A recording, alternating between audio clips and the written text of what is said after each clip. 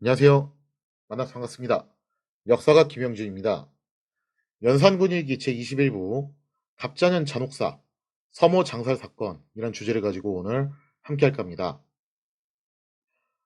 1504년 3월 20날 연산이 이세자뿐만 아니라 그 아들, 동생, 사위까지 아주 작사를 내쳐 다 장을 쳐서 유배를 보낸 그날이었습니다.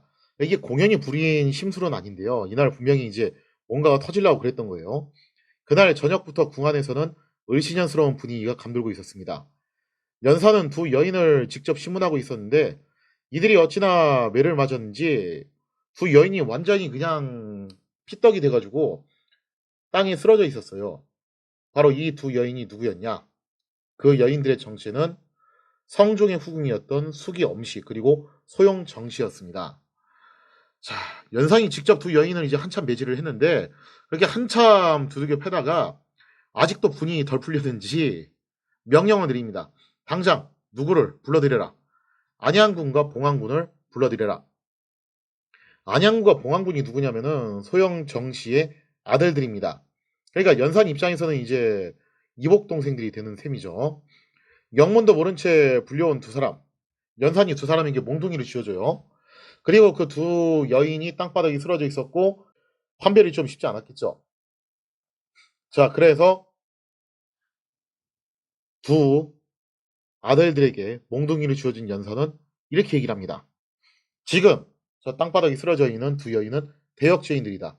어마어마한 죄를 지은 여인들이니까 너희들이 직접 벌을 내려라. 그 몽둥이로 철하라고 그렇게 명을 내리게 됩니다.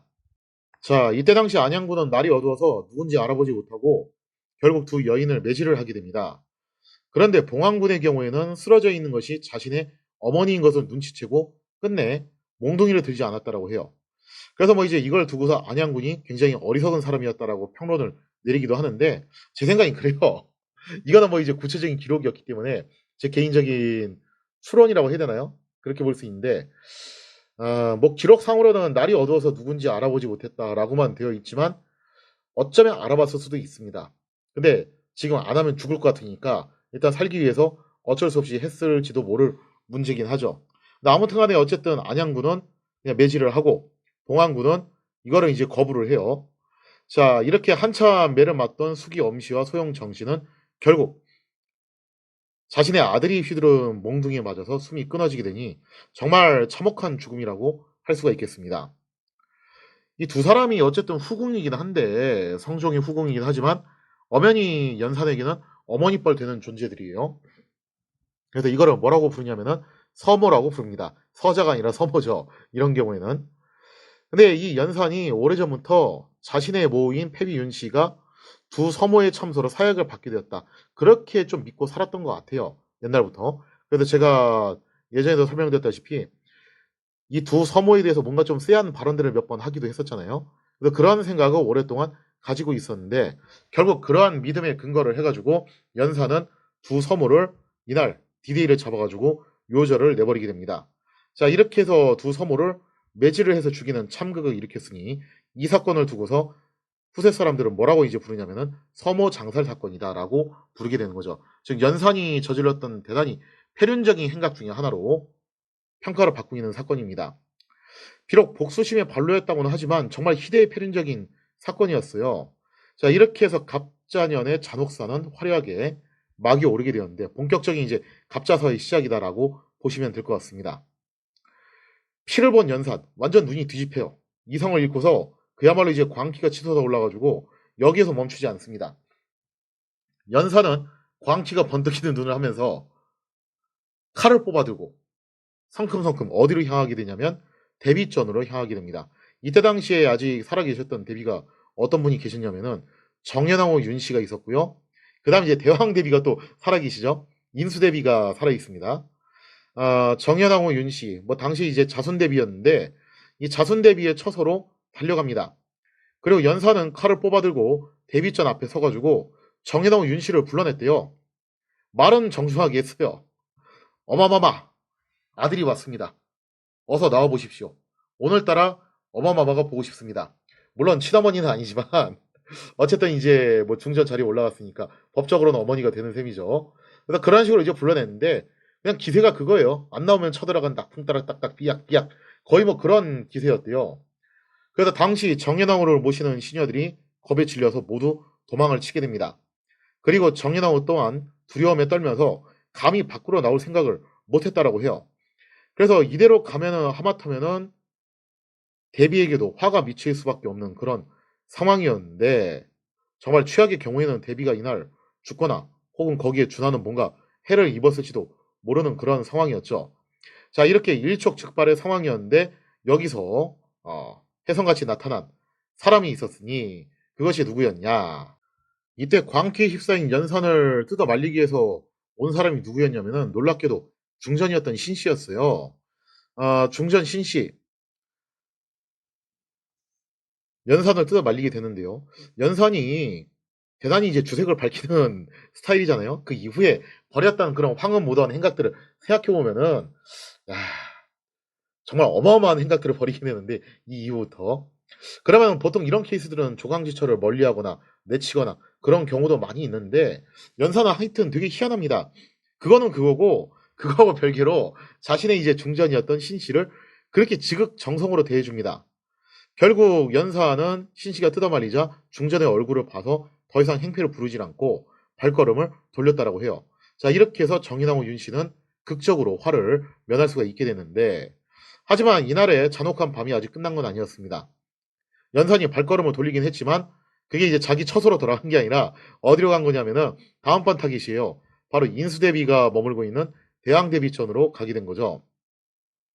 갈 때 그냥 가지 않고 이번엔 누구를 데려가냐면은 아까 이제 불러왔던 안양군과 봉안군을 질질 끌고 갑니다. 그러면서 이제 대왕대비천을 향하게 되는데 당시 인수대비는 이미 와병 중이었어요. 뭐 나이도 이미 많이 먹은 상태였고 병도 좀 많이 깊은 상황이었죠. 와병 중이었는데 한밤중에 연산이 들이닥쳐가지고 행패를 부린 겁니다. 자, 그러자 인수대비가 어쩔 수 없이 자리에서 일어나서 연산을 맞이하게 되는데 각종 드라마나 이런 거 보면은 특히 왕가비 같은 그런 드라마에서 그런 식으로 묘사를 하잖아요. 인수대비가 대단히 이제 여걸이고 그래서 두 눈을 부릅뜨면서 연산에게 마구 야단을 치고 호통을 치는 장면이 나오는데 실록에는 없는 얘기입니다. 실록에는 그거 없는 얘기고 자, 실록의 기준으로 놓고 보면 연산군 일기죠. 그 기준을 놓고 보면은 전기가 이렇게 돼요. 연산은 안양군과 봉안군을 끌고 가서 앉힌 다음에 두 사람에게 인수대비에게 술을 따라 올려라 라고 그렇게 강요를 합니다. 지금 할마마마께서 병환 중인데 너희들이 술이라도 한 잔 따라주면서 위로를 올려야 되지 않겠냐? 술을 따라 드려라. 자, 그러자 인수대비가 이거 안 받아 마시면 안 될 것 같으니까 마지못해서 두 사람이 주는 술을 받아 마시게 됩니다. 자, 그러자 연산이 이런 식으로 좀 빈정거리는 말을 해요. 지금 사랑하는 손자들이 술을 따라줬는데 어째서 할마마마께서는 보답이 없으십니까? 뭔가 응당 보답이 있어야 되지 않겠습니까? 자, 그러자 인수대비는 어쩔 수 없이 배 두 피를 꺼내가지고 건네주게 됩니다. 자, 이렇게 한 차례 술이 오간 후에 연산은 드디어 본색을 드러내게 돼요. 연산은 인수대비에게 이렇게 따졌대요. 왜 자신의 어머니에게 사약을 내리라고 명했습니까? 도대체 왜 그랬습니까? 하면서 대단히 험한 말들을 좀 많이 했대요. 실록에는 그냥 험한 말들을 많이 했다라고만 돼 있어가지고 구체적으로 뭐라고 말했는지는 모르겠는데 뭐 거의 뭐 이제 저주 섞인 폭언들을 퍼부었던 모양입니다. 자, 그렇게 해서 인수대비는 굉장히 큰 충격에 빠지게 되는데 야사이는 이런 얘기가 전해지죠. 이때 흥분한 연산이 인수대비를 머리로 가슴팍을 헤딩을 해가지고 뭐 들이받았다라는 뭐 그런 이야기도 있습니다. 그래서 이제 그 충격으로 인수대비가 세상을 떠나게 되었다라고 하는데 당연히 실록에는 없는 얘기입니다. 실록에는 그 정도까지는 안 했고 그러니까 물리적으로 뭘 하지는 않았던 것 같은데 아무리 연산이 막 나가도 뭐 그렇게까지는 하기 힘들었겠죠. 그러진 않았던 것 같은데 어쨌든 실록이도 대단히 이때 행패를 부리면서 폭언을 퍼부었다라는 이야기는 있습니다. 그리고 야사에서 이제 그때 박치기를 당해가지고 그 충격으로 세상을 떠났다라고 하는데 사실 이미 이때 인수대비가 와병 중이었어요. 와병 중이라 가지고 안 그래도 이제 건강이 안 좋은 상황인데 그런 폭언 듣고 또 연산의 그런 이제 광결인 행각들을 보니까 대단히 충격을 받았겠죠. 그리고 아마 오기 전에 연산이 오기 전에 인수대비도 대강 소식을 접했을 거예요. 연산이 지금 뭘 하고 있는지 갖다가. 그래서 아마 인수대비가 이날 받은 충격이 대단했던 것 같습니다. 연세도 있으신 분이 병환도 있고 충격까지 받게 되니까 병이 급속도로 악화될 수밖에 없게 돼요. 결국 인수대비는 병마를 이겨내지 못하고 한 달 후에 세상을 뜨게 됩니다. 자, 이렇게 해서 갑자사화의 광풍이 본격적으로 시작이 되었다라고 볼 수가 있는데요. 그래서 이제 인수대비까지 이렇게 세상을 뜨게 되자 연사는 이제 사후 처리를 어떻게 하냐. 자기가 이제 장사를 시켰던 서모 2명, 실록에는 상당히 끔찍한 기록이 나오는데 그 서모 2명의 시신을 젖을 담가 가지고 그러니까 갈갈이 찢어 놓은 거죠. 그리고 젖을 담가 가지고 산에다 뿌려라. 그렇게 명령을 내립니다. 그리고 인수대비 같은 경우는 어쨌든 뭐 이제 대왕 대비니까 뭐 험하게 어떻게 이제 할 수는 없지만 그 장례 절차 가지고서 이제 좀 치사한 행동들을 해요. 그래서 뭐 이제 대비로서 그렇게 격을 갖춰서 하질 않고 뭐 등급을 낮춰서 장례를 치르려고 한다든가 장례 기간을 갖다 이제 줄이려고 한다든가 그런 식으로 좀 야박한 행동들을 하게 됩니다. 아무튼 이렇게 해서 연사는 적어도 자기 어머니 태비 윤씨 사사 사건과 관련된 궁중 안의 인물들에 대해서는 화끈하게 복수를 달성을 했다라고 볼 수가 있겠습니다. 그래서 여기까지 놓고는 일단은 자기 어머니의 죽음에 대한 복수극이다라고 볼 여지가 있는데요. 다만 이제 이 복수극이 좀 더 확장된다면은 여기서 끝나진 않겠죠. 여기서 끝나진 않을 것이고 아마 여기서 좀 더 이제 확장된다면은 신하들 중에서 여기에 대해서 동의를 했다든지 혹은 방조를 했다든지 뭐 요런 사람도 있을 거 아니에요. 그죠? 그 사람들에 대해서 나름대로 처벌이 또 있을 수도 있어요. 그래서 거기에 대한 이제 복수극으로 다시 또 넘어가게 되는데 즉 갑자사화의 시작은 자기 어머니에 대한 복수가 맞았고 그건 맞습니다. 그게 시작점이 맞고 이 복수극이 계속 확대되는 모습을 보이게 돼요. 나중에 설명을 드리겠지만 이게 확대되다가 엉뚱한 방향으로 자꾸 가게 되는데 일단은 아직까지는 그냥 복수극이다라고 볼 수 있는 그런 범주라고 볼 수 있겠습니다. 자, 다음 시간에는 연산이 그러면은 자신의 어머니의 죽음과 관련해 가지고 이와 연관돼 있었던 신하들에 대해서 어떤 복수극을 펼치는지 거기에 대한 이야기를 같이 한번 다뤄보도록 하겠습니다.